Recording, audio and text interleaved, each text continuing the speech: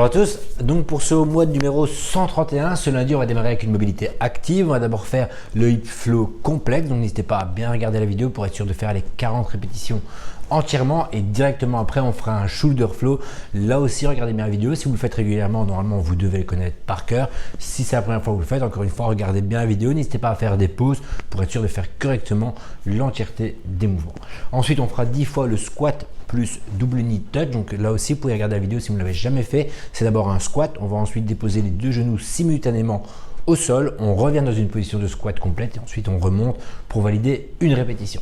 Et le quatrième exercice, on passera 2 minutes dans une position de hollow hold, donc en bloquant cette position hollow. Ça peut être du tuck hollow si vous avez du mal à réaliser la position correctement. Le but c'est que ce soit bien fait, donc ça ne sert absolument à rien de faire du hollow si vous n'êtes pas capable de le faire correctement. Et pareil, à vous de voir comment vous allez couper ça si vous n'êtes pas capable de faire 2 minutes unbroken, vous allez tout simplement cumuler 2 minutes. Alors la session de force, ce sera un E2 mom pendant 12 minutes, donc on fera 6 rounds.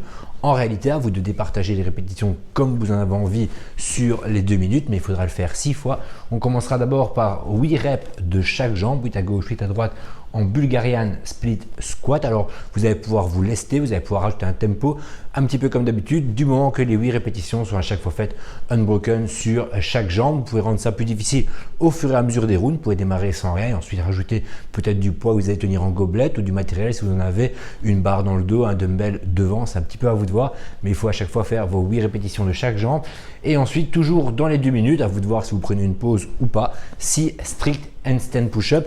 Au maximum, je vous soyez capable de réaliser en 2 séries vos 6 répétitions, donc 3 et 3, 4 et 2, un petit peu à vous de voir. Si comme d'habitude c'est trop facile, vous rajoutez un déficit. Si au contraire c'est trop compliqué, vous mettez soit un petit négatif, soit on passe sur des versions alternatives, pie push-up, hand release push-up, box push-up, c'est un petit peu à vous de voir, mais toujours pour réaliser nos 6 répétitions.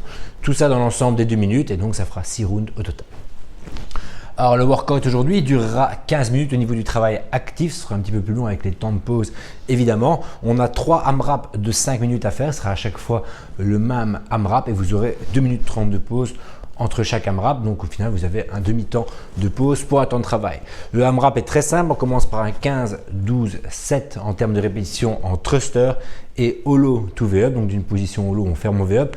Au niveau du poids du thruster, ça va être quelque chose de assez léger, maximum 30 kg pour les hommes. Ça peut être des charges bien moins lourdes, 15 ou 20 maximum pour les femmes, mais ça peut essayer de faire avec du matériel qu'on a à la maison, un pack d'eau, ça peut être fait avec un kettlebell, une plate à dumbbell, peu importe, mais quelque chose qui vous permet de mettre de l'intensité. Donc 15 thruster, 15 hollow to V-up, d'une belle position hollow à un V-up, et là on doit être capable de réaliser par 5 au minimum. Donc si ça marche pas en V-up, on passe en tuck-up, on peut même passer en sit-up si on trouve ça trop compliqué. 15, 15, 12, 12, 7, 7 et dans le temps restant des 5 minutes, un maximum de burpees. On prend ensuite 2 minutes 30 de pause, on recommence un AMRAP une deuxième fois, 2 minutes 30 de pause et on le recommence une troisième fois.